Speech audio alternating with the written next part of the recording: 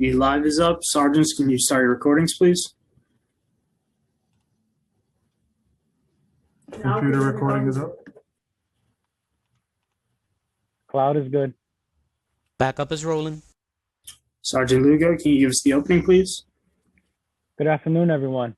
Welcome to today's remote New York City Council hearing of the Committee on Contracts. At this time, would all panelists please turn on your video?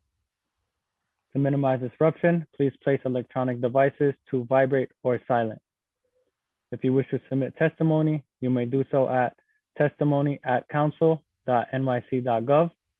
Again, that's testimony@council.nyc.gov. Thank you for your cooperation. Chair Kalos, we are ready to begin. Good afternoon and welcome to this virtual hearing of the New York City Council's Committee on Contracts. My name is Ben Kalos and I'm the chair of this committee. For those of you who are watching remotely, please feel free to participate in the hearing by tweeting me at Ben Kalos. Before I dive in, I'd like to recognize my colleagues in the committee who are joining us today. Today we are joined by Councilmember Barron, Councilmember Jonai, Councilmember Rosenthal.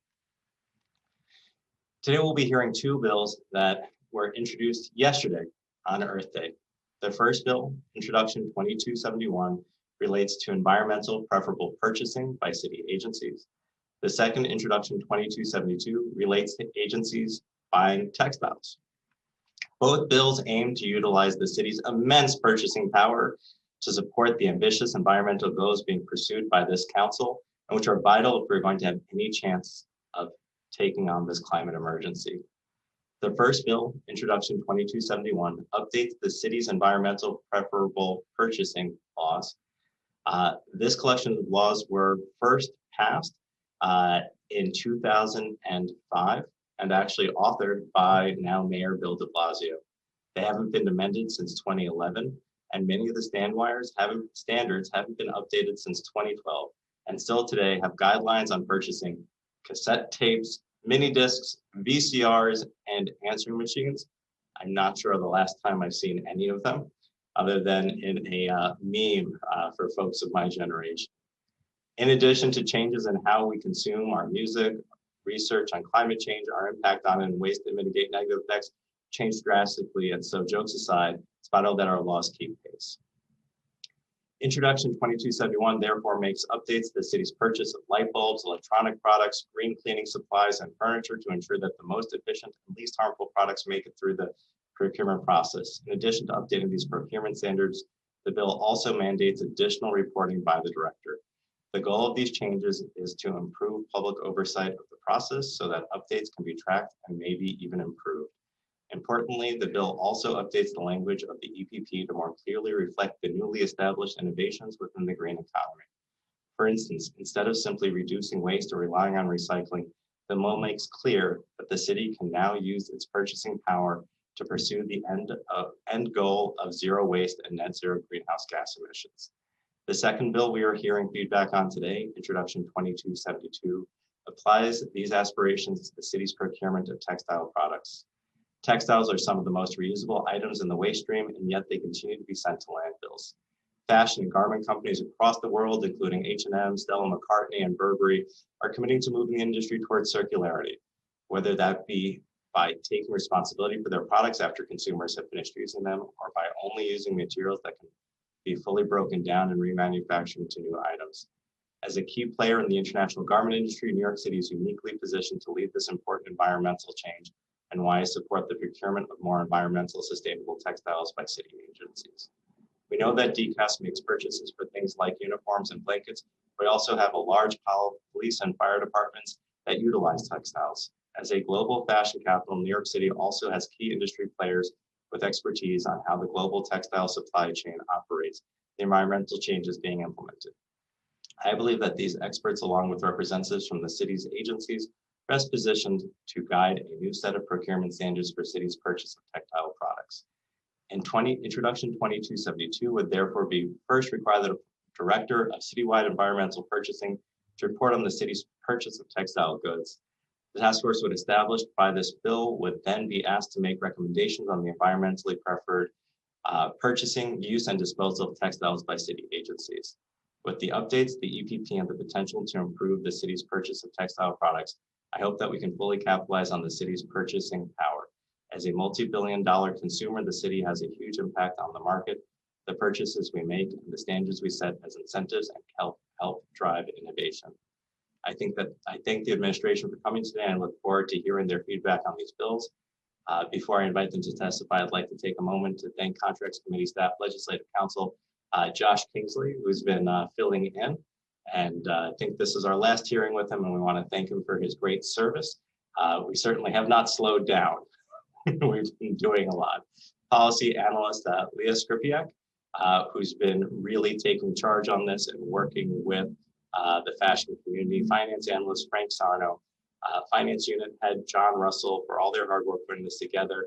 I'd also like to thank the staff within the bill drafting unit, Nick Connell, Sarah Ginsberg, Jessica Steinberg, Alvin, and Wes Jones, who have spent a number of months drafting the bills we're hearing today, and my counsel, Wilfredo Lopez, for his work with this committee. Now I'll turn it over to our moderator, Committee Counsel Josh Kingsley, to go over some of the procedural items. Thank you, Chair Kalos. Good afternoon, everyone. I'm Josh Kingsley, Counsel to the Contracts Committee of the New York City Council. Before we begin testimony, I'd want to remind everyone that you will be on mute until you're called on to testify, at which point you will be unmuted by the host. I will be calling on panelists to testify. Please listen for your name to be called. During the hearing, if council members would like to ask a question, please use the Zoom raise hand function. I will call on you in order. Please note that for the ease of the virtual hearing, there will not be a second round of questioning outside of the questions from the committee chair. All hearing participants should submit their written testimony to testimony@council.nyc.gov. The first round of testimony will be given by the administration, as Chair Kalos mentioned. This will be on behalf of the Mayor's Office of Sustainability, Kizzy Charles Guzman, who's the Director of Social and Environmental Policy. From the Mayor's Office of Contract Services, Ms. Jennifer Geeling, who's the Deputy Director of Policy and Partnerships. And finally, from the Department of Citywide Administrative Services, Mercida Ebrick, who's the Deputy Commissioner in the Office of Citywide Procurement and Chief Diversity Officer. Sorry if I got that title wrong. Before we begin testimony, I will administer the oath. Please raise your hand and I will call on you each individually for a response. Do you affirm to tell the truth, the whole truth, and nothing but the truth before your testimony before this committee and to respond honestly to council member questions? Deputy Director Charles Guzman? Yes, I do. Thank you so much. Deputy Director Geeling?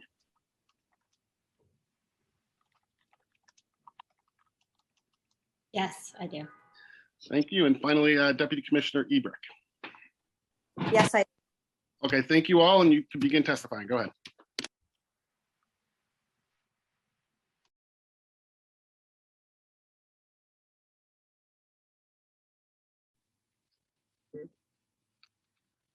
Okay, I guess I'm going first. Good afternoon, everybody. Thank you, Chair Kalos and members of the Committee on Contracts. My name is Kizzy Charles Guzman. I am the Deputy Director for Social and Environmental Policy at the Mayor's Office of Climate and Sustainability. I will provide testimony on the role that our office plays as it relates to environmentally preferable purchasing. The Mayor's Office of Climate and Sustainability works across, inside and outside of the city government to reach our One NYC 2050 goals, namely reaching carbon neutrality by 2050, ensuring 100% clean energy by 2040, and achieving zero waste. We recognize that we must lead by example in large and small ways, and that includes making sure that the goods and services we purchase are as sustainable as possible. This week, for example, we announced that we will transition to an all-electric school bus fleet by 2030. In recent years, we've also implemented executive orders that reduce our purchase of unnecessary single-use plastics and commit to an all-electric city fleet by 2040. The Environmentally Preferable Purchasing, EPP program has been in place since 2005, as you heard. And as my colleague from the Mayor's Office of Contract Services will describe, it embeds criteria into our purchasing decisions that prioritize human and environmental health. EPP standards seek to reduce waste, energy and water use, greenhouse gas emissions, hazardous substances, and also to improve indoor air quality and increase recycled and reused content. Our office is currently working with MOX to complete a review of the standards as required by Local Law 118 of 2005, and MOX plans to promulgate updates later this year. Our role is to advise MOX on the most innovative products and approaches available in the market, and to provide well-researched recommendations on any additions or changes of the standards. We research and compile the latest industry standards issued by the EPA and other governmental and non-governmental bodies, review federal and state guidance, and evaluate other cities and states' EPP approaches so that we can recommend ways in which the city standards can be strengthened. We must also ensure that a minimum number of vendors is available to potentially provide a product that meets the updated standard. We plan to draft the recommendations by the end of the spring and deliver them to MOX, which will then review and finalize them before initiating the CAPA process to promulgate the updated standards. I will now turn to introductions 2271 and 2272. We appreciate the council members' focus in introduction 2271 on expanding EPP to include new categories of goods, including types of computer equipment and furniture. We support green procurement and believe that the goals of this bill are laudable. When we review the EPP standards for updates, we consider adding new categories of goods, and we agree that the standards should reflect the latest environmental research and state of the industry across all categories of goods.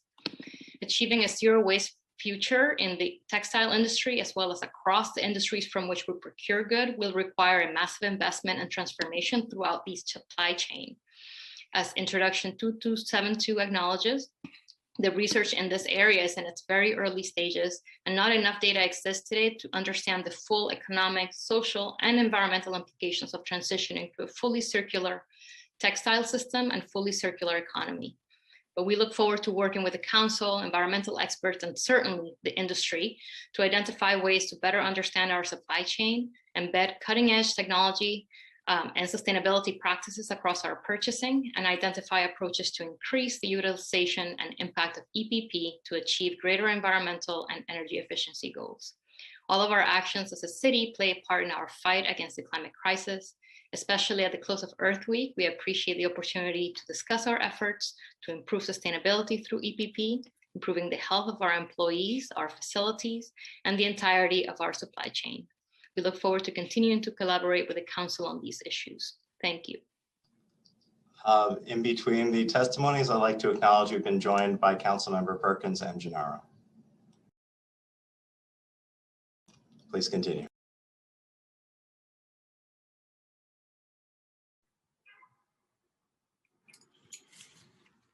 Good afternoon, Chair Kalos and members of the Contracts Committee. My name is Jennifer Geiling, and I serve as a Deputy Director at the Mayor's Office of Contract Services, MOX. Thank you for inviting us to speak with you today during Earth Week on the city's efforts to further build sustainability and environmental awareness into city functions such as procurement. The Environmentally Preferable Purchasing Laws, EPP, are a set of local laws intended to limit negative health and environmental impacts through strategic procurement sourcing and baseline purchasing standards.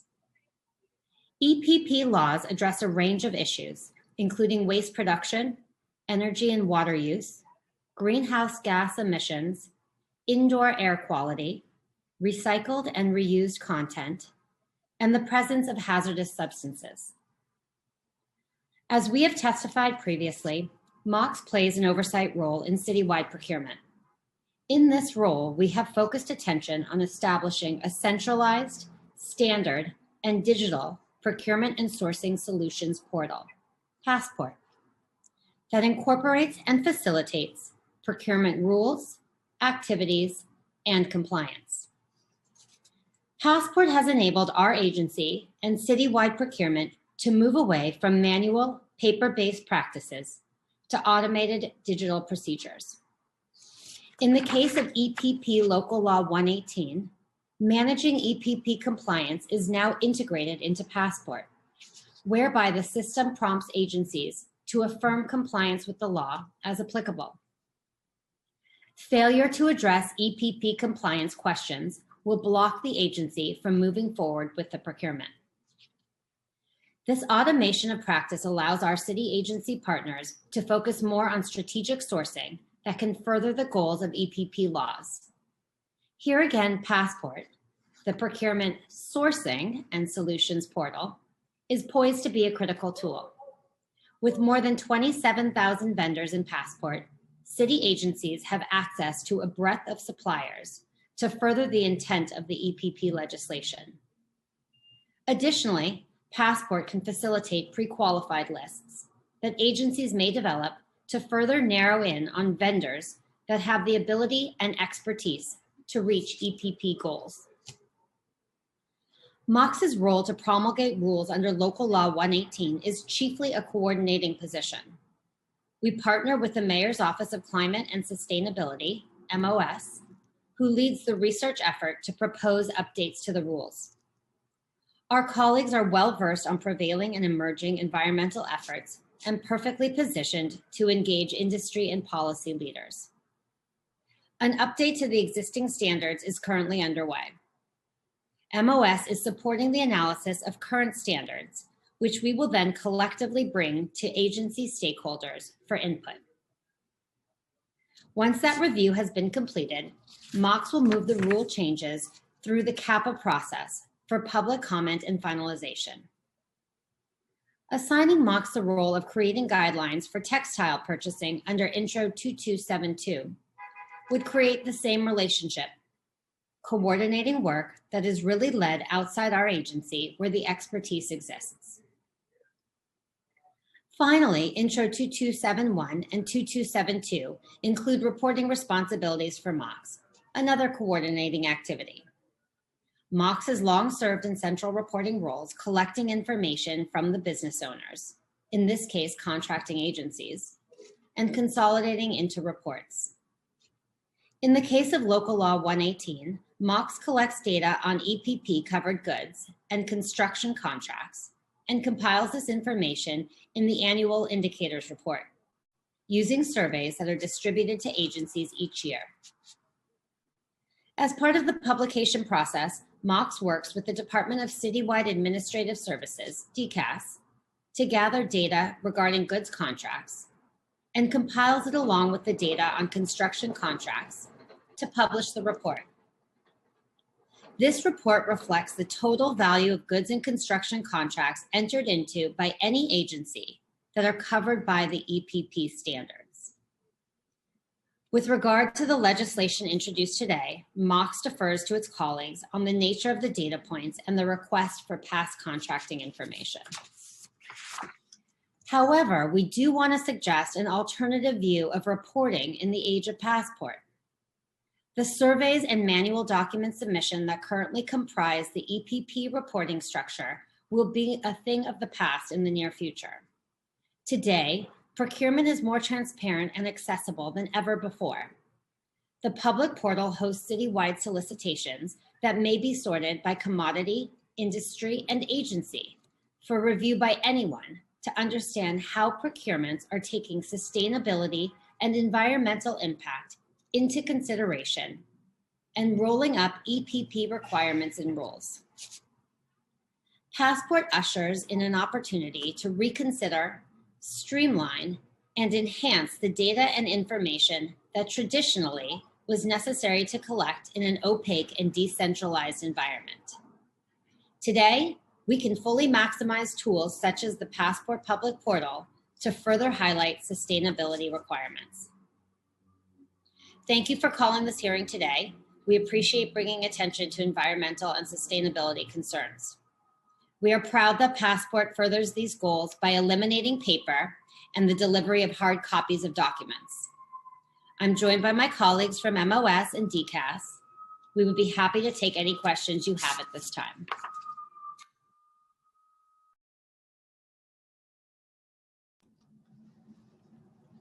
Thank you very much for your testimony.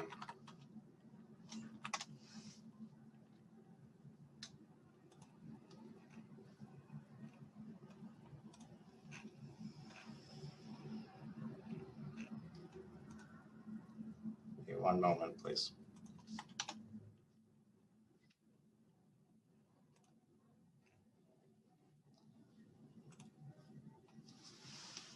So let's start with a pretty big picture question, which is just in government, if everyone's responsible for something, no one's responsible for things and they can fall through the cracks. So this law written by Mayor de Blasio requires there to be a director of citywide environmental purchasing. Can you identify who that is by name, please?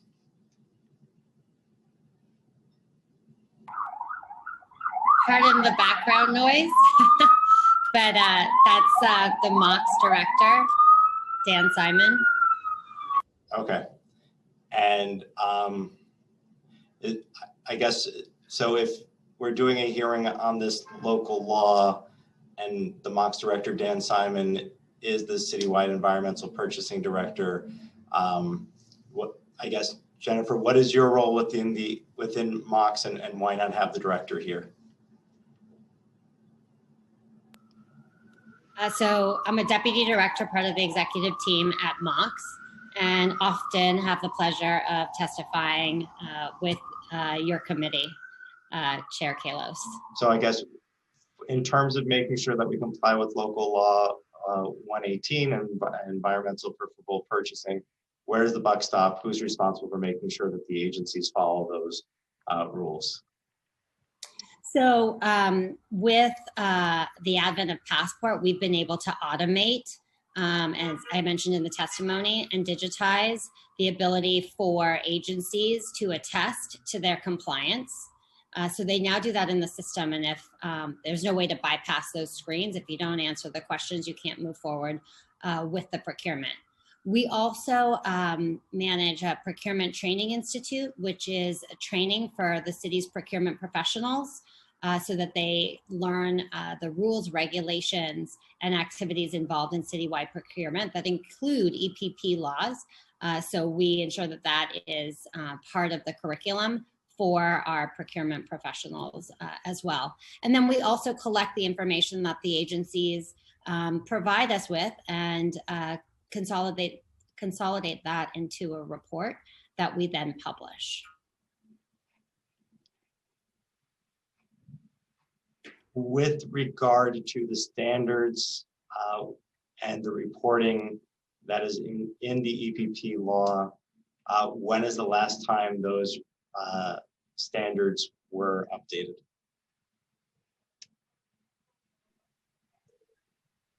I think you mentioned in your opening remarks that they were updated in 2012, and we've been working with MOS to update them and hope to have an update coming very soon by the end of this year.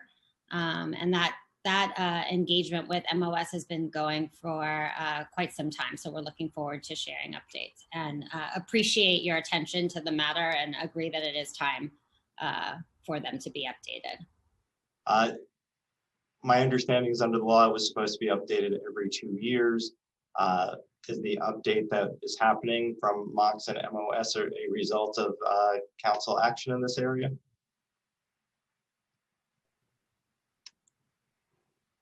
So we've been working together on updating them before this hearing was called. But again, appreciate the partnership and collaboration and raising it through a hearing. But and the conversation and the work has been happening for quite some time, and I'm happy to defer to my colleagues too for more information around the updating of the current standards. Sure, would love to hear from MOS. Sure. Can you hear me okay? Yes. So my understanding is that updates are not required by the law, but the legislation states that the standards are to be reviewed every 2 years and updated if the updates are deemed to be necessary. We couldn't agree with you more that it is more than due time to update them. We are excited to be doing this work, and we have been conducting this research alongside a small team of our staff for months now, so for a few months. And so we hope again to deliver a set of recommendations to MOX so that we can have updates by the end of this year. There's been a lot of innovation in the meantime, and we want to make sure that those changes are reflected. We've been working on this update to the law since 2020, since last year, since actually 2019 when I became contracts chair. Did your review and updates begin before or after we began working on this legislation and notified MOX and City Hall that we were looking at this issue? I am not sure. I'm not sure. I have to say that obviously in the last year of 2020, we had a lot of activity going on in the city and a lot of projects that were brand new to our office, especially. We delivered air conditioners to low-income New Yorkers, and we're part of the emergency management response for months on end. So yes, some of this research was ongoing, but we have dedicated more comprehensive attention to this issue this year in 2021. So did you engage in the review process in 2014? That predates my stay at MOS, so I don't have the answer to that question. Predates me too, council member.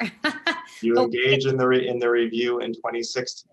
But we can definitely circle back on details of the timeline. I don't have that information in front of me, but happy. This part was a softball. Like, I believe that we've been working on this for a while. We let you know we were working on it, and you're doing what you're supposed to, which is making sure that you're, as we call attention to something that had been ignored for pretty much a decade, that we're gonna do right by it. But it kind of sucks to be told, oh, we were working on it on our own, when it just, and you don't have the answers to show that you were actually already working on it.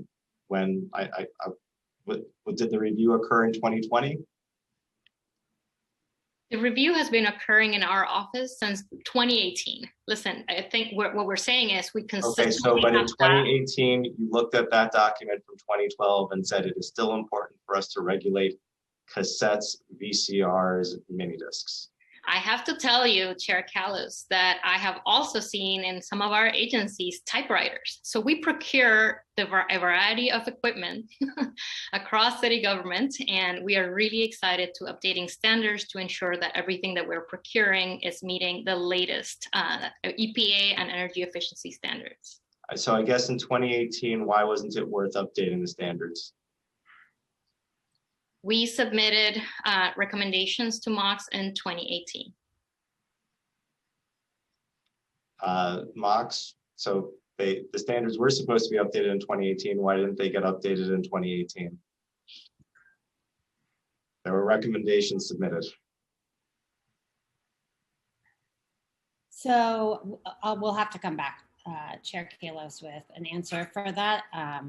And look back at what was submitted in 2018. And, we worked closely with MOS and our agency partners.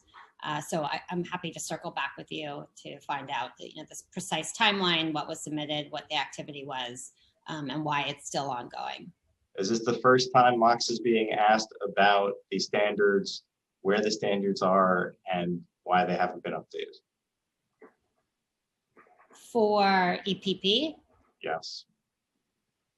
This is the first time that I've been in front of you for the Contracts Committee.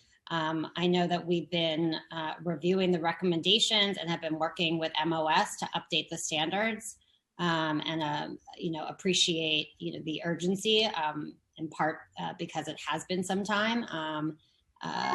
And so, as I mentioned before, moving to release those standards in the coming months. To both of you, would you agree that we have a climate emergency? Absolutely. MOX? Yes. We support, that's one of the big drivers behind Passport, right? No, we can't, if recommendations were provided in 2018, it can't take 3 years to adopt standards. After you adopt the standards in 2021, will you be doing a review in 2022? Yeah, we will continue to review as is required by the law, or we deem necessary, or in partnership with leaders in the sector, and certainly with the leadership of MOS, who's on the front lines of understanding what is really best practices around sustainability and environmental protection. Is the director of MOX the right person to have the title of Director of Citywide Environmental Purchasing? MOX has a lot of responsibilities. The director of MOX was highly involved in procuring PPE I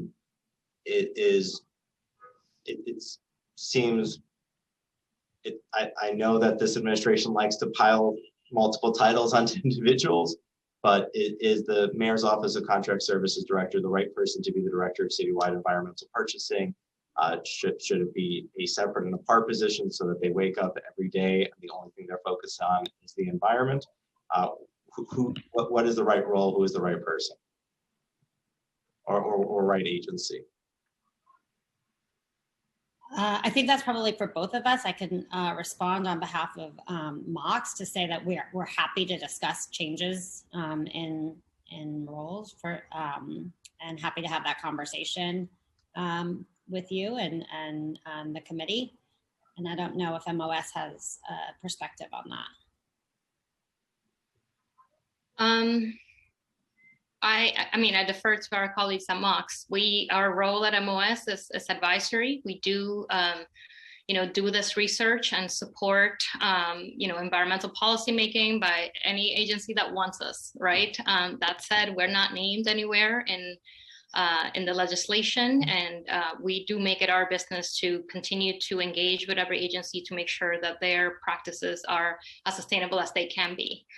But we don't have a real understanding of contracts and purchasing. We obviously don't do that on behalf of the city. And so there's a lot of nuance and information that we are not as privy to in order to be able to make the right call.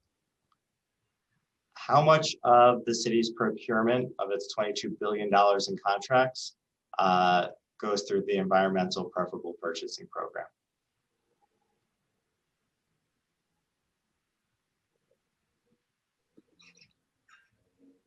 So the annual reports, council member, are on our website. So you can find the data on our website. I don't have that in my head or right now, but it's on the website. And note that the EPP rules and regulations apply to a subset of the total procurement for the city, according to the legislation. So that information is all public. It's all available on the MOX website and our reports. Sure. So just to be clear to folks watching at home, you have to go to www.nyc.gov/site/mox/index.page. Click on reporting. Sorry, not reporting. You have to click reporting, then you have to click data publications, and then on the page there is something that says indicators appendices on that page. And then if you click on that page, Appendix E has environmental preferable purchasing, which includes an Excel file. I actually want to thank MOX because in preparation for this hearing, because we do preparation and we do meet with agencies ahead of time to make sure we all get on the same page. We were able to find it. I'll be honest, it is not easy to find. And part of the reason I just shared it with folks is so that anyone at home who would be going to the website could actually find it too. So I did go there before this hearing, and I believe that of our $22 billion contracts budget, only $411 million was included in environmental preferable purchasing, according to your fiscal year 2020 report, Appendix E. Is that correct?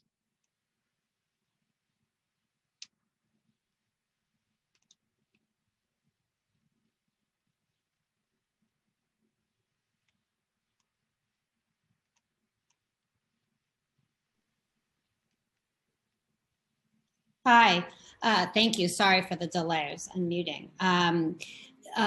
So the reports, as published on the website, are accurate and correct, and I can defer to my colleagues for more information and insight into the reports. As mentioned earlier, they cover goods and construction. So it's a subset of the procurement purchasing across the city.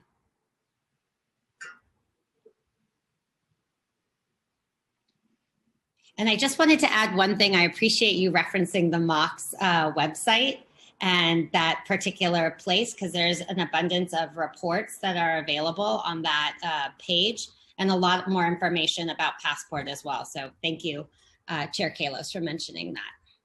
So how much of the $22 billion budget on contracts do you think should be going through environmental preferable purchasing?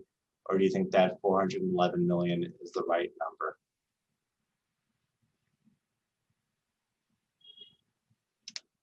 So that the number that's reported, that is in the reports, is the number that applies to the amount of purchasing that pertains to the rules and regulations and law. It's as I mentioned before, it's a subset of procurement. It's just sort of a factual report of the application of the EPP laws to procurement as they currently stand. So I guess the question is, so if you go to the Department of Citywide Administrative Services, DCAS, and I see we've got Deputy Commissioner Mercida Ibrick. My understanding is in fiscal year 2020, DCAS procured $1.8 billion in goods. Does that sound correct? Yeah, that's correct. So I guess the question is why all 1.8 billion, or at least more of that 1.8 billion for goods, didn't go through environmental preferable purchasing? Sure, yeah. This is a DCAS question or a MOX question or an MOS question. And also part of this hearing is trying to find out who the product owner is. I can totally take this one, and then if my colleagues want to add it, they can feel free. Yeah, so when you look at our total spend for everything that we buy, not everything is applicable to the current EPP standards. So in FY20, for example, a lot of our procurement were emergency procurements in response to COVID. Emergency procurements as a method are exempt from EPP. So you've got to take those figures out, and that's because we need product in hand immediately. And so we can't guarantee that a standard is going to be applied in those specifications at the time of purchase. It may be possible that we are also buying things that are environmentally preferable, but that entire universe is not subject to EPP. And then there are other categories of spend, which are large dollar spends for us, that are also not included in EPP. So for example, fuel, office furniture, our entire fleet, those are currently not in our EPP standards. But what I want to, really take the time to stress here, and I'm not sure that it came across in some of the testimony earlier, but we really view EPP standards as the floor. That is the bare minimum, right? And so we do try our best to apply other more current standards where they're applicable. So for example, EPA has standards, OSHA has standards for employee-related products, FDA has standards on antimicrobial products. We're pulling all of those other standards in as well. And EPP is really just like the floor. And we're happy to actually see that these standards are going to be updated. We think it's time. We agree with our colleagues on the phone. And I'm happy to sort of say, again, report out that a lot of the products that we buy actually go above and beyond our current EPP standards. Great answer. Our legislation would like to go from our electronic standards from Energy Star to the federally recognized EPEAT. Is that a standard we've already been seeking, or is it just a standard where it's something you would support?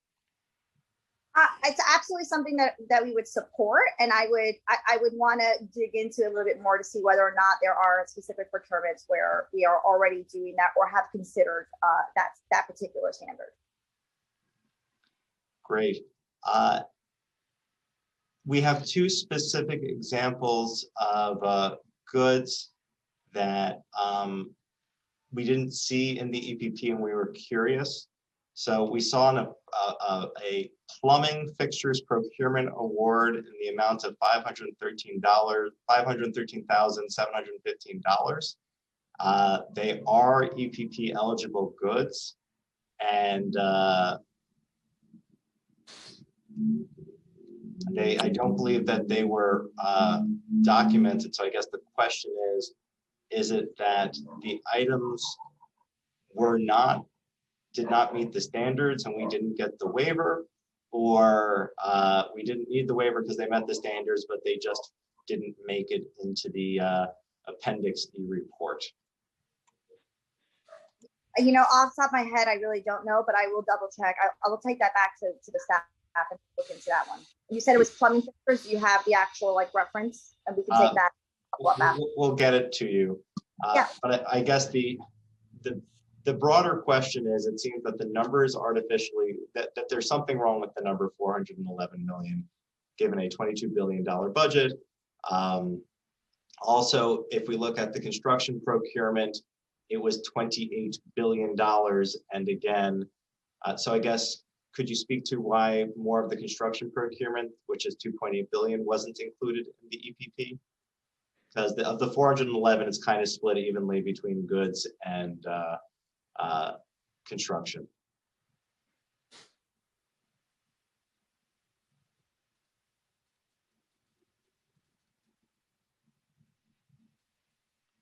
So I think that's really a question for Mox to answer. Okay.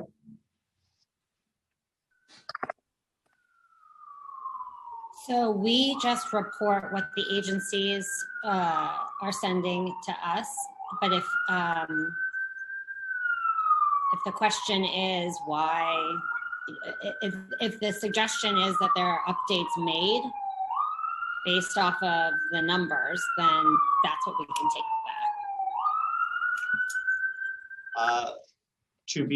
Let me be as crystal clear as possible. I would like somebody's job to wake up in the morning and be focused on it, and to be looking at the contracts and making sure that every agency is spending as much money as they can to save our planet, because it is a climate emergency. And that if we are buying plumbing fixtures for $513,000, we are either having it listed on the EPP system through Passport, as you mentioned, or that they're getting a waiver. Or I guess the third option is it's not covered by this for whatever reason, whether it's an emergency or something else, but that also, I think the legislation as amended would hopefully also report on that. But just having somebody paying attention to this, and because it's $22 billion we could use to save the planet. So I guess how can we do that and force more of the $22 billion into the EPP? Yeah, so I will defer to MOS, but that's part of the work that's being done in updating the standards. And so I'll defer to my colleagues at MOS who can talk a little bit more about that work. Again, I think that for us, we're really focused on what is the most, what are the innovations that are currently at play, right? We're reviewing a lot of the organizations that set standards for products and goods. Enforcement is a different category of issues. I think we have a lot of ideas about how we might ensure that more of our city dollars and purchasing power is on the right kind of product that can assist us with the climate crisis.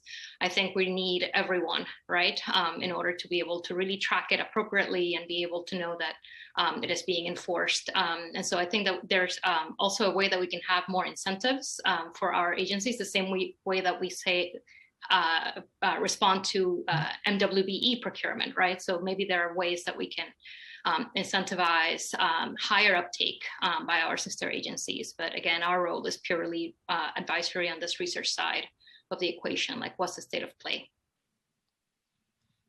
If any of my colleagues have any questions, please raise your hand. We'll make sure to call on you. So it sounds like Mox is saying we're administrative.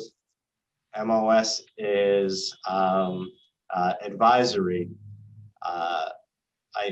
So I guess who can be the person? Does it need to be the mayor? Is it the deputy mayor? Is it a deputy mayor for the environment? Who is the one who can tell agencies you're gonna have use, I saw on the list delineators. And I know way too much about delineators. They are used by the Department of Transportation for bike lanes and other things. And we do a lot around safe streets in my district. So I know probably more than I should about delineators. So there's environmental standards for how much of that should be from recycled materials versus non-recycled materials. Who can be the person who, once we get the updated standards from you later this year, can make sure that those standards keep getting updated when the recommendations come out, and can put their fist down or their bike tires down with DOT and say, you're going to buy delineators that meet the standards? Yeah, so I just would like to say that I think that the right people are here. You've got MOS that will be able to say, they're poised to be able to say, this is what should be covered in the standards. This is what is best practices. This is what is out there in the field right now, right? And then you have MOX here who will push through with the CAPA process, get up, move the standards through, ensure that the appropriate compliance questions are integrated into the procurement process, and continue to make it visible to the public. So I think it's a combination of both, which is what we're trying to say.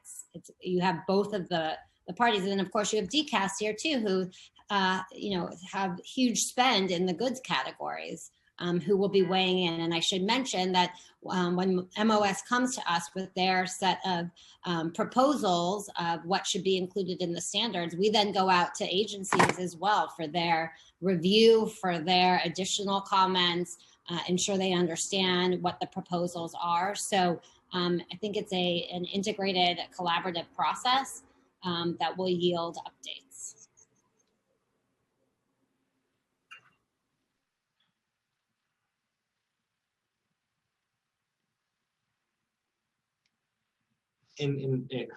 I guess so we've got this $1.8 billion in spending in goods. We have $2.3 billion in spending in constructions, but we're only seeing $400 million going through environmental preferable purchasing. And so some things must be getting a waiver. Have any of you seen anyone ever request a waiver from having to follow the environmental preferable purchasing?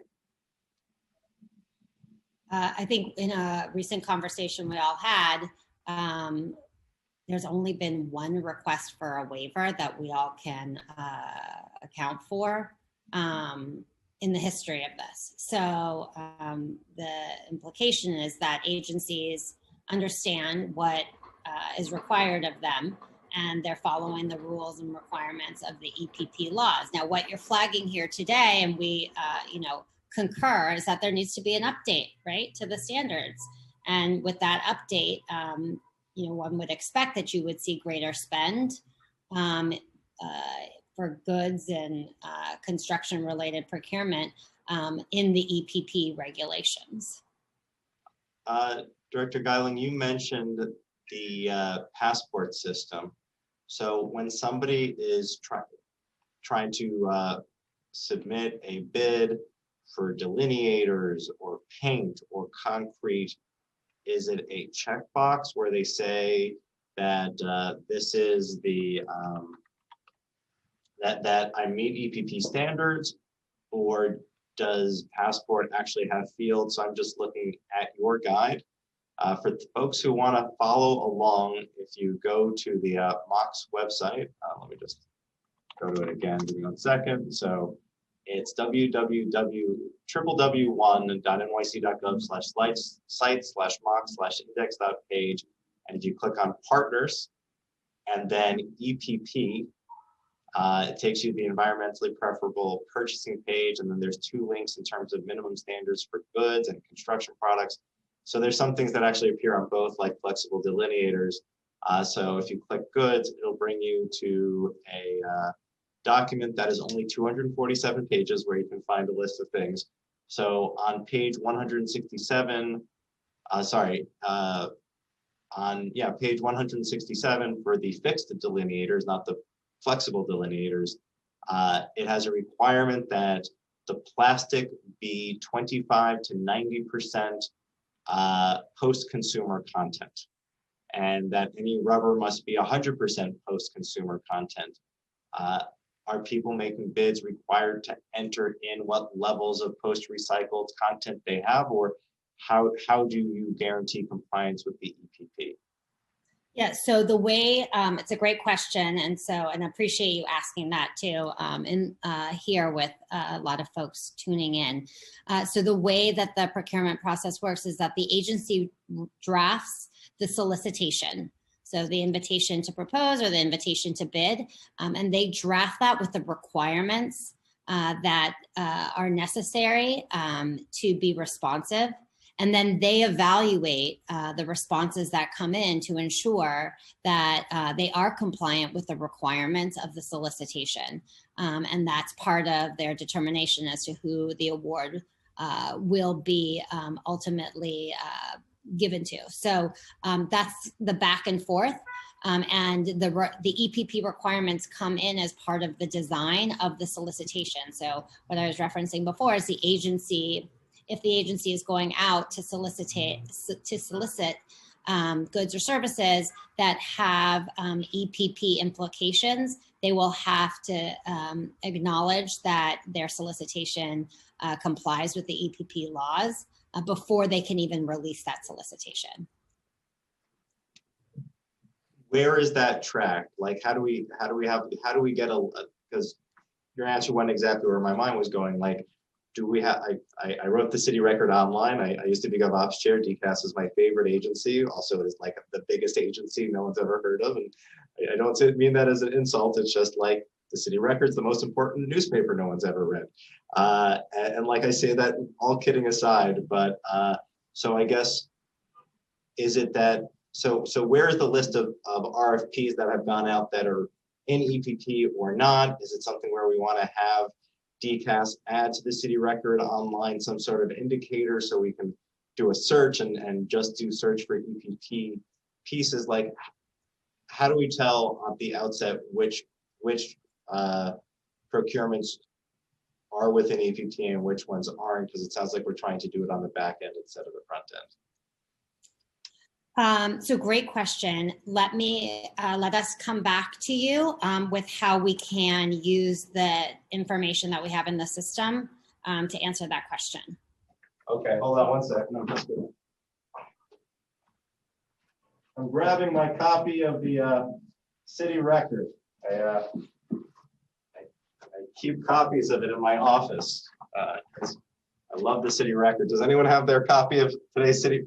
This one's a little bit older. It's one of the ones I keep around for a prop. But did everyone read the city record this morning? Of course.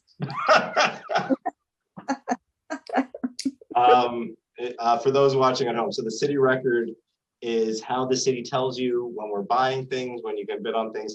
It also tells you like when we're going to rezone your block or take take a piece of land on your block and do something with it. So like, again, it's the most important paper, but few people read it. I feel like most people should.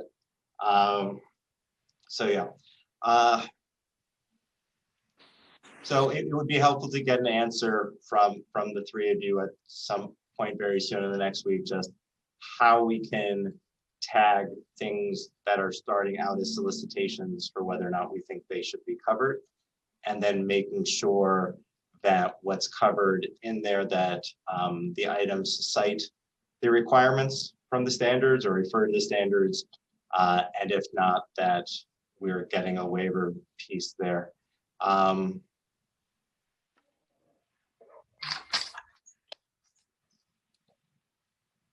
So the legislation has a number of goals, and I'm not sure if you spoke to them, so I just wanted to see. So I already asked DCAS, but so does the administration support following the federal government in 2007, Amazon in 2010, and 43 other countries in adopting electronic product environmental assessment tool (EPEAT) standards?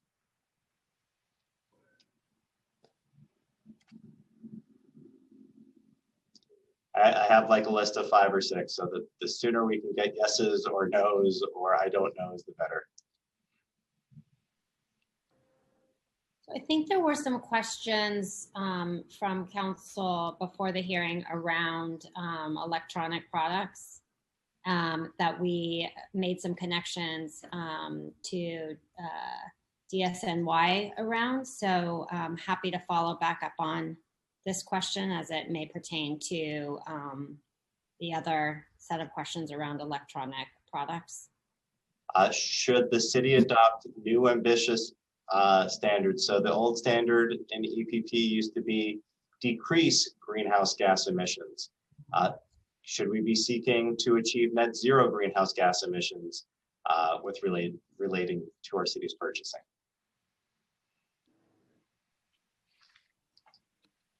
We are currently evaluating the standards that exist, and again, looking for opportunities where the products are the state of the art in helping to get us to net zero. Again, there are many other factors that also come into consideration, including ensuring that we have competitors in the market offering those products. And so, yes, we're continuing to do those evaluations. And Chair Callows, we appreciate your leadership on this. If you want to go ahead and share the standards, the specific standards you have in mind, it is more helpful to get them now from you. They are in the draft legislation. They are what we provided to the administration Great. Last week, the week before, and I think over the months that we were drafting. So, so that is a yes to net zero greenhouse gas emissions, replacing just decreasing them. I think the mayor already came out and said he wanted to have net zero greenhouse gas emissions from our city. You don't have to take my word for it, though. So yes, no, maybe so. I said yes, we're looking into that. Great. Eliminate reliance on virgin materials. That's a new standard.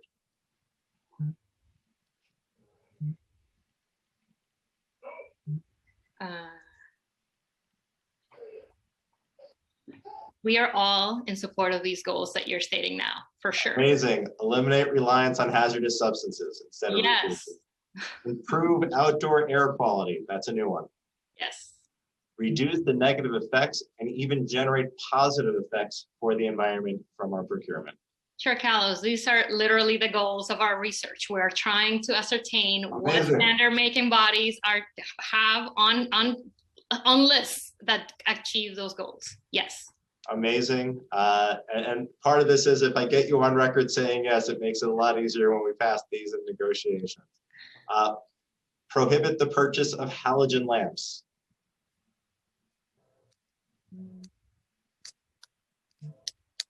That's an expansion from incandescents. Is that yes, no, maybe so, or all of the above? Probably maybe so. Again, we're still evaluating. And again, this is a collaborative process. We submit recommendations to agencies, and then there's a lot more, including the CAPA process, right? There's a lot more feedback and sausage making that happens before those standards come out. So it's not about whether our office is personally on board with these ideas. It's also about what is the CAPA process going to land us in. One thing that wasn't in our bill in terms of lamps is I hate fluorescent bulbs. I've also been advised that there may be a lot of mercury in them. And so I guess one thing to just throw on there that we'd be looking for in an A version is not only the current ban on incandescents and expanding to halogens, but I would love to go after the fluorescents and just replace it all with LEDs if possible. That one we didn't give you ahead of time. Any thoughts on that? From an environmental point of view, sounds reasonable to me. Okay. Adding furniture to environmental procurement. So Deputy Commissioner Burke mentioned that furniture currently isn't covered. How much furniture do we buy, and should we include it? We are definitely exploring furniture. We think that that is one of the areas of the legislation that we can absolutely take into advisement. Yes. I'm curious, how much furniture do we buy as a city? We have like 350,000 employees, and we're about to like go through crazy shenanigans to make it safe for people to go back to work in like a week and 3 days. Well, I think in the last 3 years, our average off of our citywide contracts has been about like 9 to 12 million per year. That's a lot of furniture. It's a lot of employees.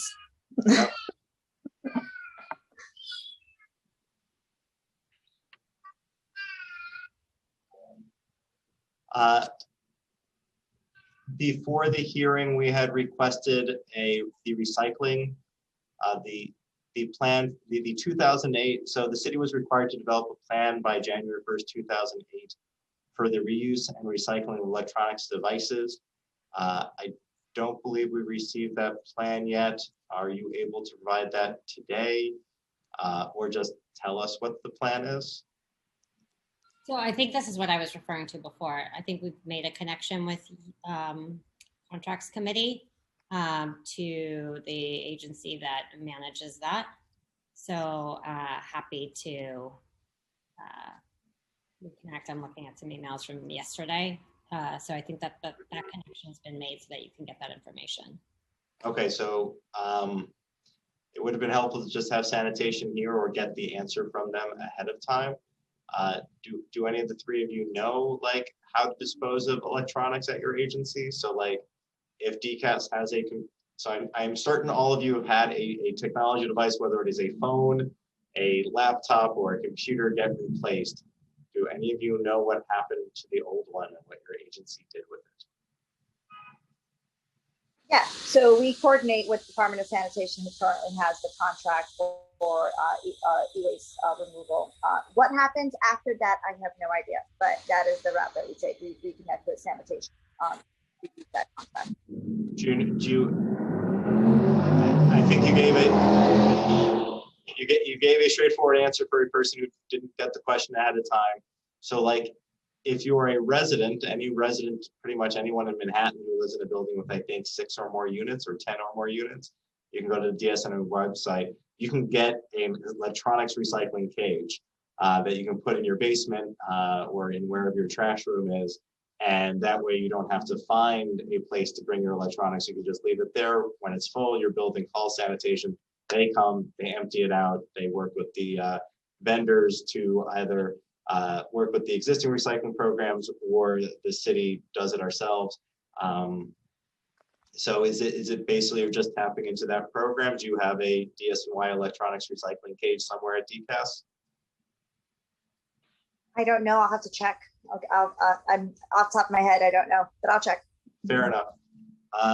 And then back to the EP. So when we did ask about EP, so that's the federal standard for electronics.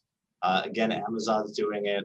I hate to say anything nice about George Bush, but like literally a Republican president, George Bush, who he was the worst before the most recent one. What do you call it? Like, but he actually adopted it. Is there any reason why the city couldn't adopt the same EP standards that the federal government adopted 14 years ago under an administration that was particularly hostile to the environment? You know, I am not familiar with the EP's details here, unfortunately. But again, what we're trying to do is align with what the feds and the states are requiring, and all of the updates that they do. It's also why we, as an approach, try to also look at standard making bodies like Green Seal and an Energy Star and so an ASHRAE, right? So because then if we reference those, the official standard making bodies, when updates happen, which happen more often at the national level, then we automatically can be referencing that higher level standard, right? So that would be part of the approach that we are undertaking. We're happy to look into it. And again, we're still in the middle of a very extensive review. There are hundreds of products, as you can imagine, as part of this EPP. So we definitely have a lot of work and very limited capacity to do it, but we're chugging through it.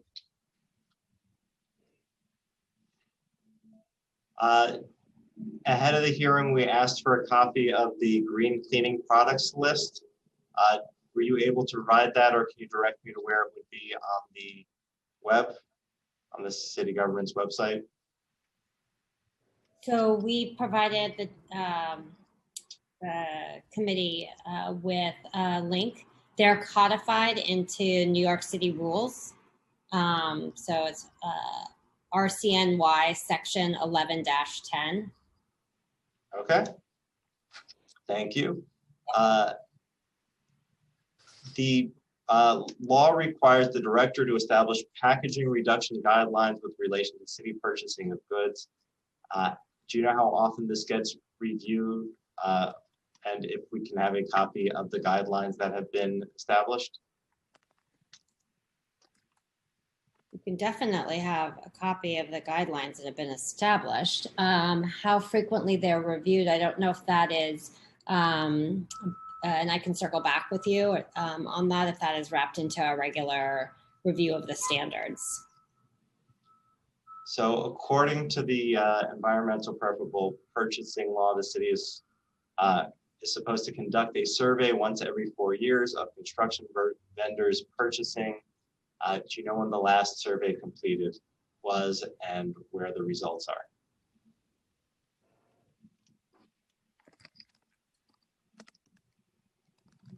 I can circle back with you on that and let you know where they are. We did our best to go give everything to you ahead of time so you could have it for us. Some things we were able to get from you because you were able to direct us how to find it on the website, which can be very difficult to find.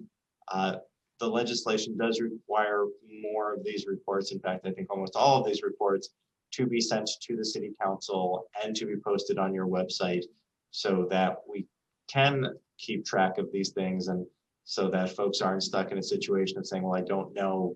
Do you support putting these online so that there's more transparency around the process and so that if MOS makes recommendations, those recommendations are public ahead of those implementations, and those implementations are also public? I just want to get back because I went online to just find them. The packaging reduction is on our website and it's in the last tab of the EPP report. Okay, so it's under reporting or partners? It's under MOX partners, environmentally preferable purchasing page. And when you go to EPP, you'll see the EPP. Okay. The other documents have a date. Do you know when the last time this document was updated? Let me take a look. I'm looking at the file name in the URL, which ends with a 1-14-14. And as a person who uses a similar file naming convention, I believe that this was last updated January 14th, 2014.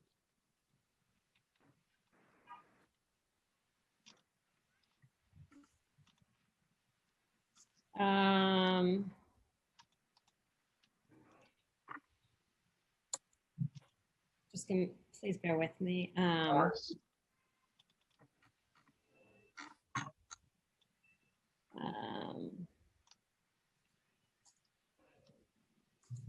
am looking at the Adobe document properties, which have it as created January 16th, 2014 at 1:48 p.m. Yeah. So, so yes, it is. The date is right. My understanding is there's, so we should update it, but my understanding is that there's not an update requirement for them, but perhaps as part of this larger effort to update, we can look at that and talk about that with you as well.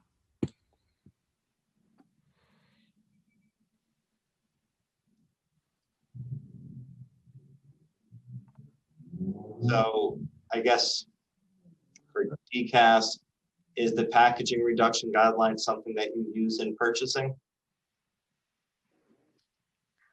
I believe we make certain references to it, and I know that in the last 2 years we've participated in the survey that MOX had performed with our vendors to collect information on what they're currently doing on the guidelines. But specifically, which ones, I would have to get back to you on that. But we do reference pieces of it in our specifications.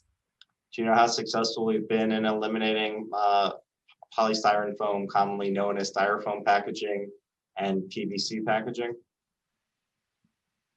I believe that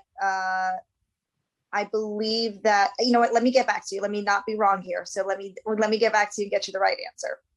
Okay. I don't want to. Yeah. So for MOS, have you recently reviewed the packaging reduction guidelines? Sorry. I am not sure, but let me circle back with you as well. Okay.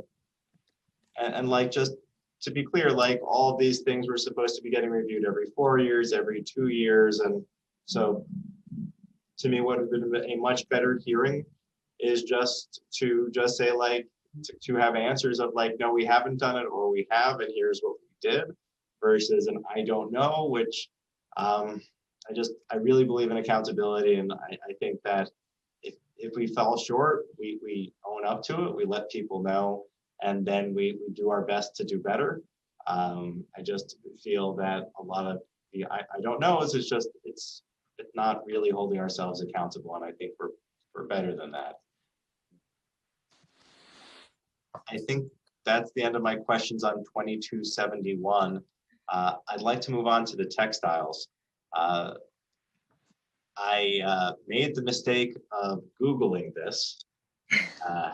And if anyone knows what cookies are, other than delicious and a song I sing with my daughter about what C is for, you know that if you Google something, you get ads about it. So no sooner did I Google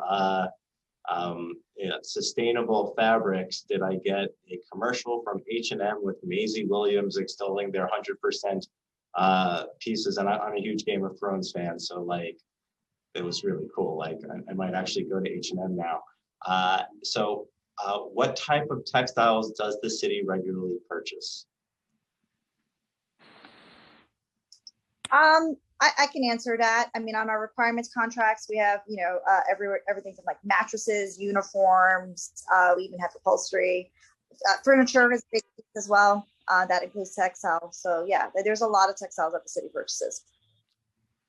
That is amazing. I was struggling to find, I didn't know that we bought mattresses and things like that. What agencies buy the most textiles? I'd have to get back to you. I think the big users are likely going to be our human client service agencies. So ACS, HRA, DHS, and DOC is a big purchaser as well. Department of Corrections. Yes, sorry, Department of Corrections. That's right. The other ones are for Department of Homeless Services, Human Resources Administration, and that's right. And then what was the other one? Administration for Children's Services. That's right. Yep. And so they're providing clothing for people who are in our jails. They are providing sheets and other things for people who are in shelters. Do we provide and of course, clothing? Agencies as well. I don't want to forget them as well. Every uniform you see out on the street. So we buy them. They don't have to buy it. The workers don't have, police officers and fire officers don't have to buy their own clothing. I do not work for those two agencies, so I can't answer that question, but uniforms are on our citywide contracts. To the extent you can get us an answer on which uniformed employees are responsible for buying their own uniforms versus us buying them for them, would be helpful. I know for the fire department, we actually buy their boots, because I worked with the fire officers to buy a second pair of boots for folks so that they wouldn't have to go out on a call wearing wet boots after they already just did a call, so they can get time for their boots to dry. Do we know how much money we are spending every year on just like the textile piece of procurement? No, but only because textile could really be like an element of something, right? So our procurement could be furniture, but then like textiles might be like an element of that. And so we don't really have it broken up by material in that way. But we could probably go through our list of contracts and see which ones might be applicable. I'm looking forward to hearing from advocates. I think they have the expertise, so does my staff on this one. I had quite a crash course before this hearing. I imagine uniforms, sheets, things that folks are, where it's almost probably a certain percentage or more textiles would be what we're most interested in. But if you can share that, it would be incredibly helpful. Do you know if there are currently any standards on sheets, towels, beds, mattresses, uniforms? Do we have any standards to guide our purchase of textiles? Yeah, there are some like standards, right? Like, so, flame resistant, sheets are a thing, and you want to make sure that things are not catching fire. And so there are certain standards there. There are like the other EPA standards as well. I mean, we can pull which ones we're currently tapping into and which guidelines we're currently using. And we can pull some of our contracts and reference that language if that would help. Do you know if the city currently, so flame retardant, I understand, and I don't know why. I know how the measurements go for I believe all flame standards relate to how long before something catches fire, because everything catches fire, just how long before it melts or catches fire. I don't know why I know that. So the city, is that correct? Is that the standard? I believe you're right. And I think it's because you have kids, because all of their PJs come with that standard. Oh, what do you call it? The flame retardant pajamas, like, they're so tight and so hard to get on a kid, and every night is a fight. Oh. Okay. Mercida, do you have kids? Is that why you have lived through this too? I'm still living through it. I have a 9-year-old and a 1-year-old. Okay. So do you, aside from the flame retardant, do you know if there's any environmental standards that we currently apply? Not off the top of my head. I'm sorry. I will ask my team. If I get an answer before we end, I'll flag it for you. But otherwise, I can follow up after this call. Sorry. I know that Department of Sanitation does textile recycling. I know this because our office works with them to get buildings to voluntarily do it.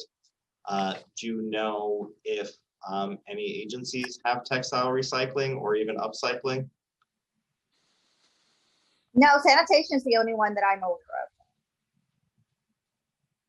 of. Okay. Is the city aware of any local innovators in the field of sustainable textiles that are capable of producing products that meet the current safety standards for items such as work boots?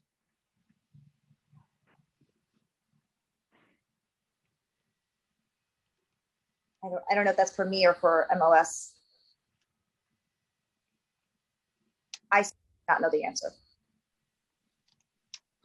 So I'm not aware of specific standards, but again, textiles are part of our current review. And so I think one of the additional considerations that we are thinking through is also the availability of the volume that the agencies would have to procure it, and just trying to understand more about the categories of purchasing that the city actually utilizes. So it's one thing to have access to a sustainable material, but we're not really in a position to be able to comment on whether we can buy that at the volume that might be needed. So again, this is part of why our recommendations on sustainability go to the agencies that have to implement this program for their feedback, and we're just not there yet in the process.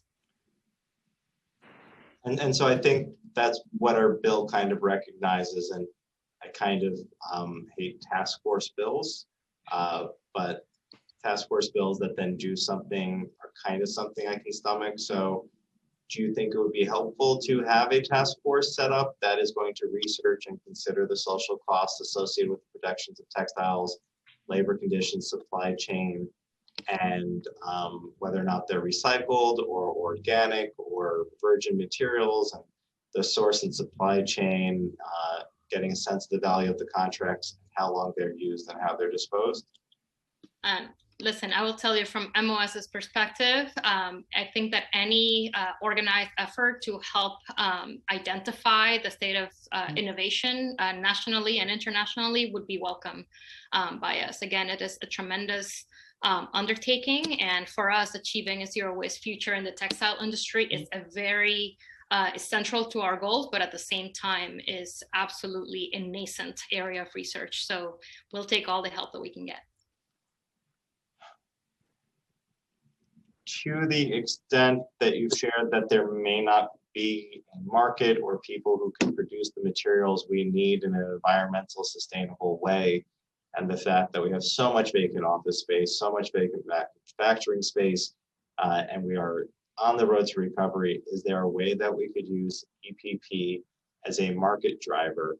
And I guess along those same lines, does DCAS have any experience where the city set a new standard for something and then the market reacted, responded, and we created a market for an environmentally sustainable product?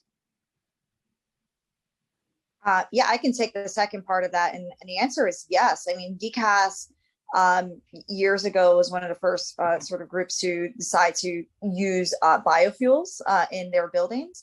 And we really drove the market there. We're now up to about 20% biofuel, and we're also putting out a bid for renewable diesel as well. And so I think that, you know, in 20 years ago, you didn't see that anywhere in the market. 10 years ago, that was hard to find. And now you're finding more and more vendors in the market who are providing biofuels, because DCAS is not just DCAS, sorry, the city as a user has a tremendous volume and a tremendous footprint. And so it's worth the effort to now bring in biodiesel to the city. So I think you really are correct. I think when the city decides to move in a certain direction, the market will follow. Amazing. Yep.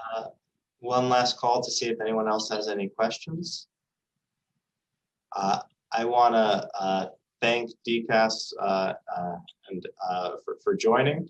I also MOS, nice to meet you, and thank you, Mox. And just we have a lot of outstanding questions, so please make sure to provide them.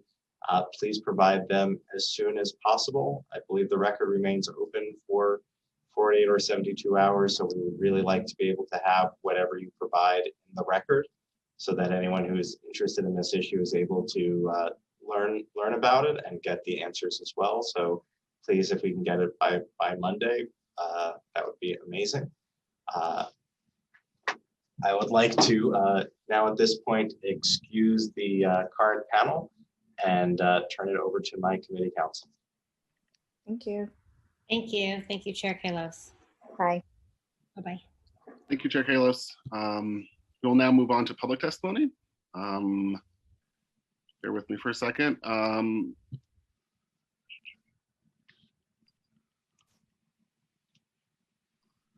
Okay, thank you, Chair. I'll now turn on to public testimony. I'd like to remind everyone that unlike in a typical council hearing, we'll be calling on individuals one by one to testify.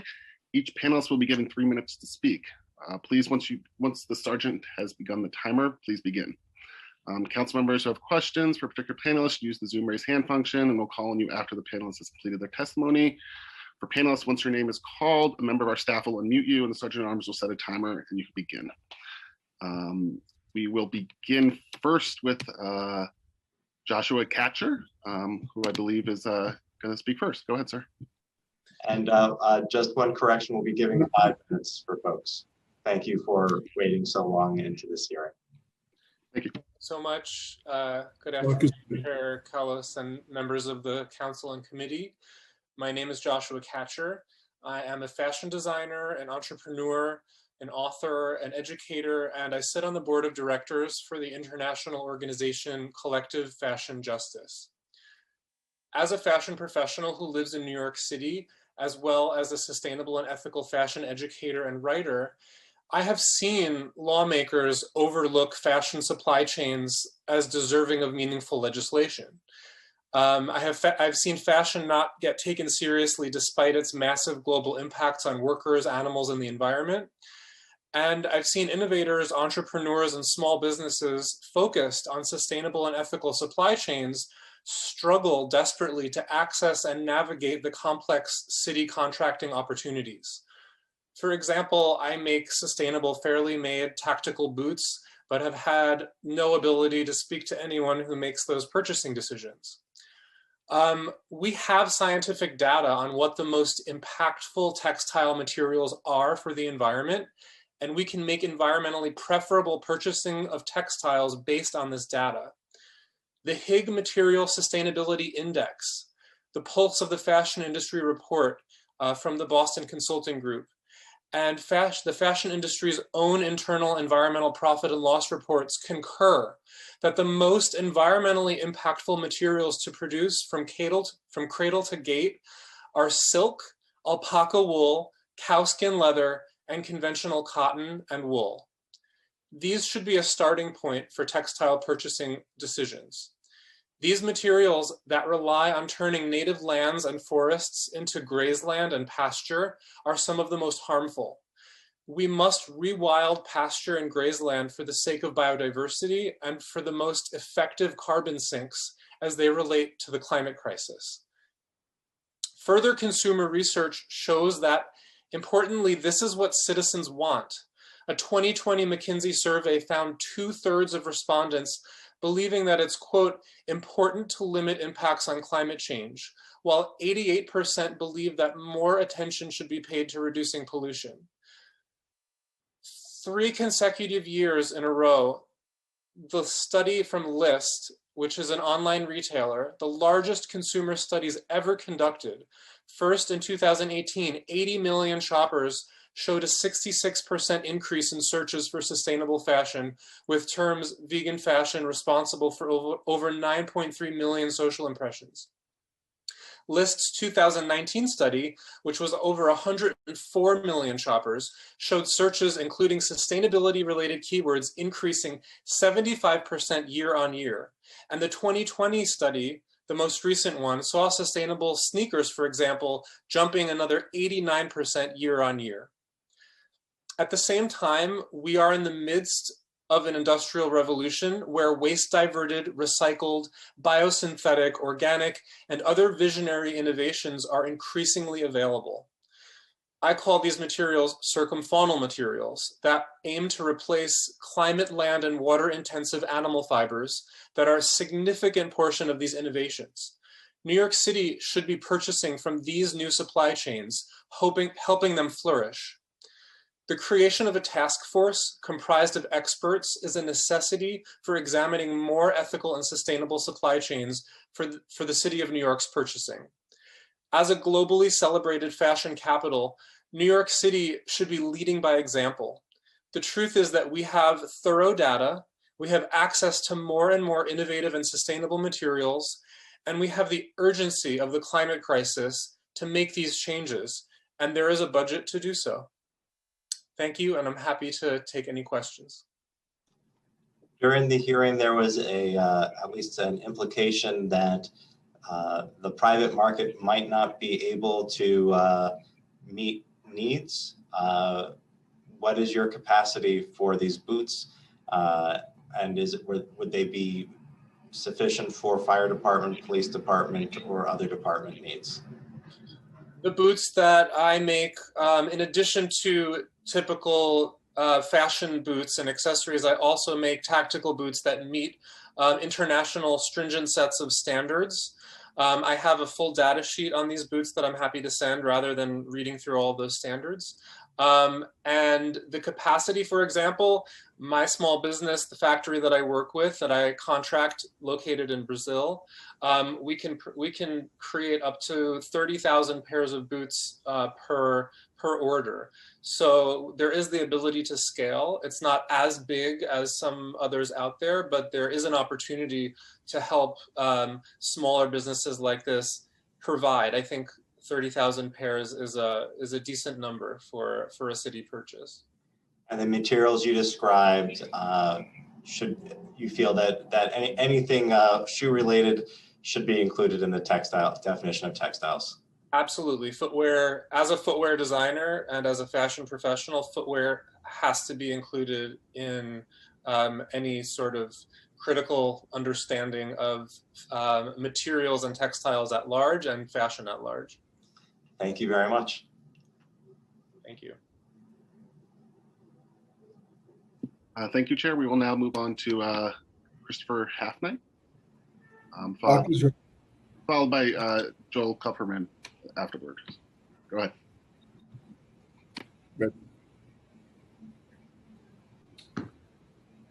Thank you very much. Good afternoon, Chair Kallos and committee members. My name is Chris Halfnight. I'm Associate Director of Policy at Urban Green Council.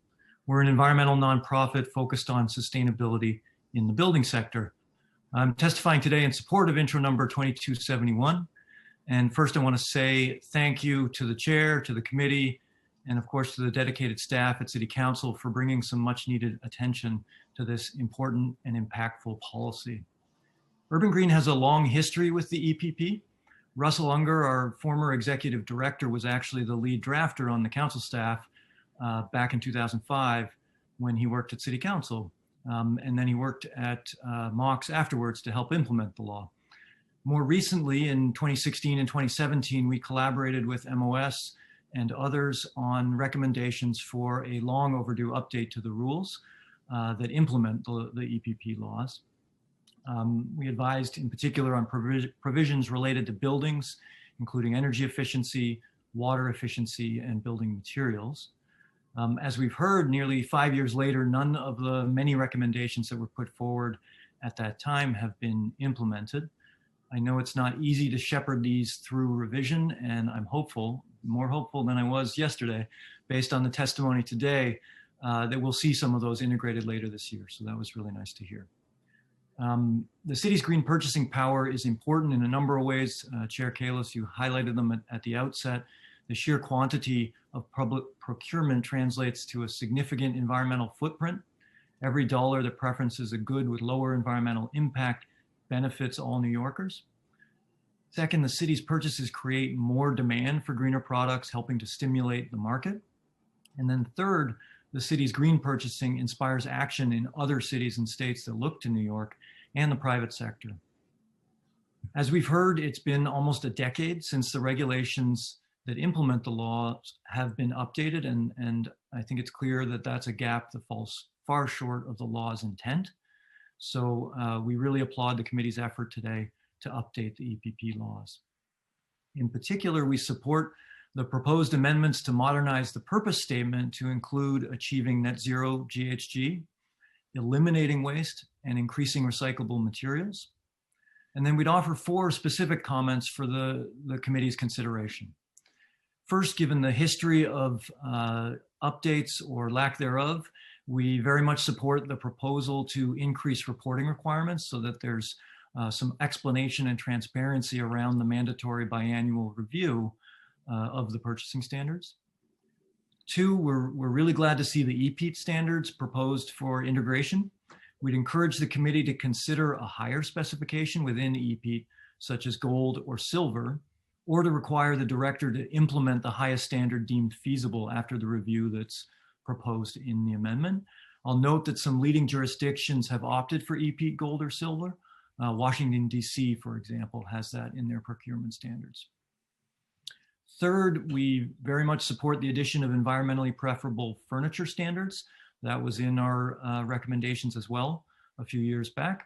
And we also agree with the intent to align those standards with existing industry standards and eco-labels that really helps ensure that they can be implemented in the easiest and most effective manner. And then fourth, we'd suggest some focus on developing standards for a small number of additional products that aren't covered right now, either in the law itself or through the regulatory process in the regulations. And those, the top priorities for us there are consideration of cement standards, such as maximum cement content or minimum cement substitute content, particularly in the non-structural side of things, so precast concrete units and bagged concrete mixes. That can significantly lower the GHG impact of concrete. Second, we'd encourage looking at the US EPA's WaterSense label. That's a label for water efficiency, and it's a convenient and accessible way to sort of up the dial on that. And then third, some recycled content requirements for carpet, ceiling tile, and wallboard. Those are all really important construction materials, and they're readily accessible with very high recycled content. Thank you very much for the opportunity to comment today, and happy to answer any questions. I love everything you said, and you answered questions that I was going to ask. Is Urban? Can you tell me about your organization? Are you a combination? Do you have representatives from industry in your organization? So we're a nonpartisan nonprofit organization. We include, I'm a lawyer by background. We have architects and engineers on staff, but we cover policy research, policy advocacy, a lot of education and workforce training, and then a lot of communications and sort of programmatic outreach. In our member group, we are a member organization. We have lots of design professionals, architects, engineers, energy management professionals, building owners, building managers. And then also on our board of directors, we have a wide representation across those groups as well. Is there anything that you saw in our legislation as drafted or as would be amended with your suggestions that the industry could not meet? I don't believe so. So we could do this. This wouldn't put anyone out of business. This wouldn't make it impossible for us to do business. This wouldn't raise costs uncontrollably. This would be meeting the market where it may actually already be. As far as intro to 2271, I believe that's the case. Certainly would want to participate in the hearings to come as it moves through the regulatory process, but I can't speak specifically to the second bill today because we don't have expertise in the textile industry, but certainly on 2271. And we can eliminate virgin materials in construction? So I guess those particular provisions are, to my understanding, framed as a purpose statement, sort of goals to guide the EPP. I think that's an excellent goal. Whether we can fully eliminate virgin materials in construction, I think is a different question and would require quite a bit more consideration. Okay. Any opinion on halogen lamps versus incandescents versus fluorescent versus LED? Yeah, so we actually looked at some of that back in 2016, 2017. I think generally it's very clear that significant amounts of the lighting can transition to LED. There are some exceptions, and it gets quite technical. My understanding of halogen, and I'm not a lighting expert, but is there are very good LED alternatives. So that one is likely safe ground. The full phase out of fluorescence, I think gets, one of the issues we encountered when we were looking at it was there are existing lighting infrastructure that would need to be replaced if all fluorescents were phased out. So there are some older, larger ballasts and such that maybe aren't as easy to transition to LED. And so the question there is less the technical feasibility and more the cost and sort of implementation burden it might mean as existing bulbs die and the schools, for example, are looking for bulbs to replace in existing fixtures. So we didn't get to the bottom of exactly what, where the feasibility line lies there. But certainly directionally, I think that's the right direction. When you mentioned, I just love LEDs over fluorescents any day personally, but when you mentioned schools, I just remember in class, trying to learn while one fluorescent was buzzing, one of them was out, and one of them was flickering, and I was not the most ideal learning environment. That's right. Thank you very much. Absolutely, thank you. Thank you. We'll now move on to Joel Kupferman, followed by Kathy Nazari. Clock is ready. Good afternoon. Thank you, Chairman. I just want to say that the testimony that I heard from your city commissioners and whatever is more than alarming. I have more pessimistic after hearing them than before. There's a lot of questions that are raised, and especially in terms of standards, what standards are being used. It's too vague. You really have to make sure that these agencies consult with a lot more people to come up with the right standards. It's going to be almost impossible to enforce those standards. One of the things I just want to say, I'm Executive Director of the Environmental Justice Initiative and legal counsel to the Empire State Consumer Project, which deals with consumer concerns nationwide and New York City wise. One of the suggestions I make to add to this legislation is that you should require the contractors that the city hires to follow the same standards. The city keeps on going into public-private partnerships, hiring people and allowing the contractors to call the shots. I think one of the things that the city should do is to look into that. The second question I have is that we just talked about electric lights and replacing the lights. The city, including schools, has a history of bad contracting in terms of doing this work. So when it came to replacing the PCBs laden fluorescent fixtures, there wasn't enough control over how they were removed, endangering a lot of the kids that are there. So I think it's really important that the city look into that it's important that it's not just the product itself, but how these products get replaced. Is whatever. Number 3 is that we can, you should also look into a consortium of dealing with trying to bring some of this research on with New York State and other cities that are out there. Is 3. 4 is that it's really single-use packaging is bad, and it's good to go into recyclables, recycled uses. But there's no mention really that it's COVID-19 problem. All right, that a lot of it is medically. There's medical necessities for certain products. So the health department and other agencies should be consulted. There's got to be a lot more research and substantiation of which standards should be used and what products should be used. And the city also passes these many laws, but has a problem with enforcement. The city is still owed $1.5 billion in uncollected fines. And so I think there should be something here in terms of vendors to the city, if they get caught not, misrepresenting what they're selling or buying or not following it, that they should be basically named a bad actor, and there should be something, there should be some type of control and who they're being contracted. What else is there? And I think the standards, just going back to that, there's got to be much more science substantiation that's out there. You just can't take industry lists without speaking to other agencies. I see that it's there, but I don't think it's, it's a really, really big requirement.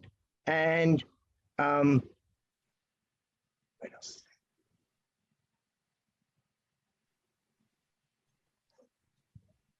I also urge you to include NYCHA as one of the, to be considered in these procurement requirements.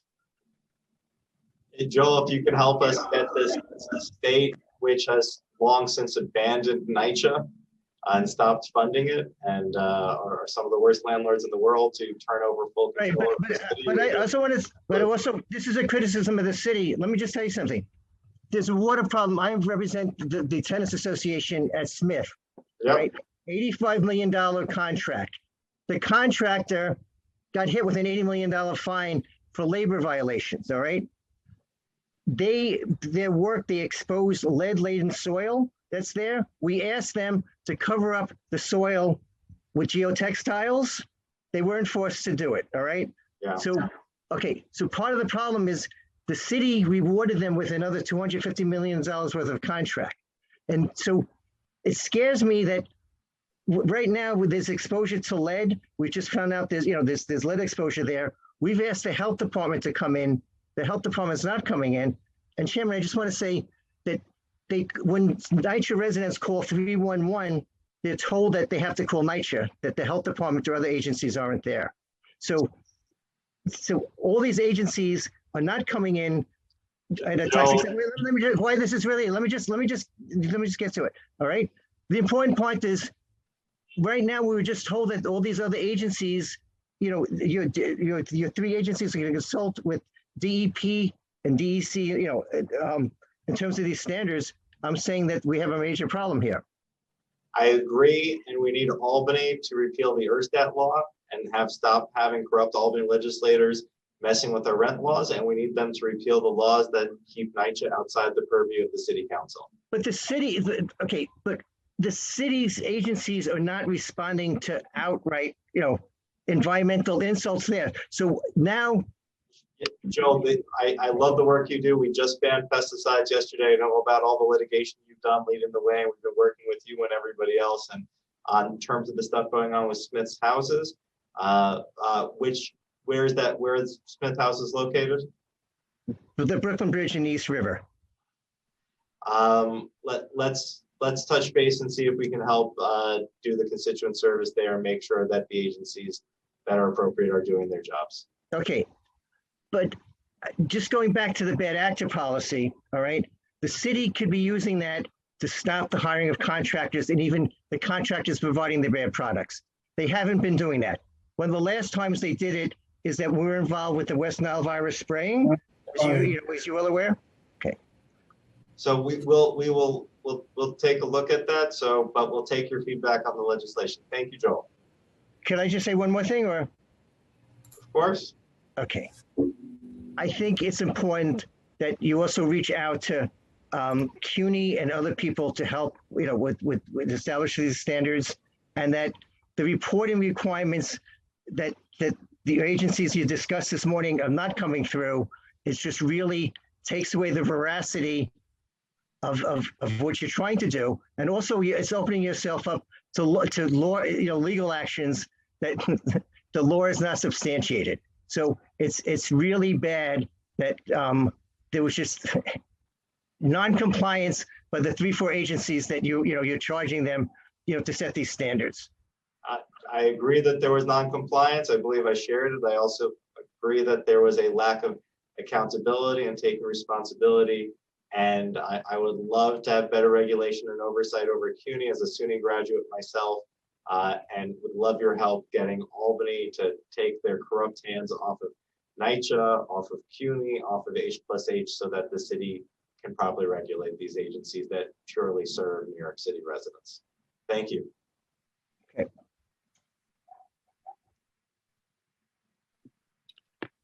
Thank you. We'll now move on to Kathy Nazari. You may begin. Clock is ready. Good afternoon, Chairman Kalos and members of the committee. I'm Kathy Nazari, member of several boards, including legislative chair of the Manhattan Solid Waste Advisory Board. Thank you, Councilman Kalos, for your EPP bills. I fully support intros 2271 and 2272 and will do my best to advocate for them and urge the council to pass them. The city must use its procurement power to shift to environmentally preferable purchasing of goods and textiles. Intro 2272 lays bare the environmental impacts of everything from uniforms to furniture to electronic equipment. It clearly illustrates the intersectionality of the environmental crisis with social justice issues like labor exploitation, public health, and animal cruelty. As a society, we must look at the consequences of our disposable culture and make mindful decisions. I vote with my wallet. To me, that means boycotting companies that do not treat their workers fairly, contribute to pollution and the degradation of the planet, and do not employ cruelty-free practices. I do so even if it is personally inconvenient. Our government has an obligation to do the same. Rather than purchase the cheapest products possible, our city must factor in the external costs of goods and textiles, such as how the manufacturing process harms the environment, endangers certain animal species, exploits workers, and causes human health problems. While a McDonald's hamburger might cost only $1, its production wreaks havoc on the planet and animals. Eat a steady diet of them and face a host of health issues, burdening our healthcare system, leading to rising insurance rates, loss of earnings and productivity due to sick leave, and so on. We don't honestly know the true cost of that dollar burger, but it is safe to say it's a lot more than a $15 organic salad. We need to apply that same logic to the city's purchasing. $12 scrubs might be cheap, but they won't last long, which means they'll end up in a landfill or incinerator, At that price, the manufacturer is probably not paying a fair wage to its workers, the materials are subpar, and they will have to be replaced sooner rather than later. So those $12 scrubs actually cost a lot more than a better quality product made from innovative, sustainable, toxic-free, recycled, or recyclable materials. Again, I fully support these bills and would ask the language include incineration alongside landfill, since we know that Manhattan's trash is burned at the Covanta facility in Newark, New Jersey, which brings with it a host of social costs like high asthma rates that cannot be ignored. We need to act now. The city must use its $22 billion purchasing budget in a responsible way that protects the taxpayers who fund it. If the city does not have the power to demand that social costs be evaluated in determining who gets out purchasing contracts, then we need to lobby the state for this power, or we just continue to fund harm to ourselves, to the planet, and to all its inhabitants. I also commend you for holding city agents accountable to the existing EPP laws. Please pass 2271 and 2272. I thank you for your time. And I just wanted to respond to a question you had earlier about e-waste. The DSNY has a contract with a third party who receives those materials. They will remove anything that is recyclable, can be sold to a company that does purchase products that can be recycled, and the rest of it goes to landfill. Kathy, that makes me very sad. I thought there was something where, like, if Apple made an iPhone or an iPad, that if you took it back to Best Buy or somebody who sells it, that they then send it back to Apple, and Apple has a responsibility to, like, take it apart and make sure that it is disposed of properly or reused. Is that not the case? Well, if you bring it to a private company, I don't know what they do with it. But if you're talking about the e-waste program through the Department of Sanitation, that's what I was referring to. So yeah, I would. That's horrifying. So if you throw away an Apple product, and literally they're up to iPhones 12 now, then so like whatever they can't recycle, which is most of it, just ends up in a landfill, and those things are highly toxic. What do they do with? Do you know what they do with the toxic parts, which is most of it? That goes in the landfill. I mean, at least if you, I know, say with T-Mobile, if I were to bring an old phone of mine to T-Mobile, they refurbish them and then they will, Got it. they will sell them if they can. But with Department of Sanitation, that's not their, that's not what they do. Okay, that is disappointing. It's very disappointing. Very upsetting. Thank you, Kathy. Thank you.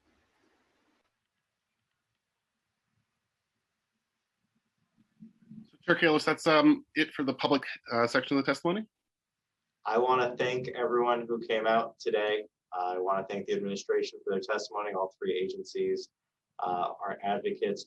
If you are watching at home and is within 72 hours of April 23rd, and you're interested in submitting testimony, you can do so. And I'll ask our committee counsel to share that email address. Testimony@council.nyc.gov. Thank you. If you have anything you wish to share, you can share it with me at contracts@benkalos.com. Earth Day, this Earth Day, we banned pesticides just yesterday in our city parks. And it would be amazing to pass this legislation as soon as possible. We'll be taking feedback we've heard, ideas for improvements. We're hoping to get a lot more answers out of the administration.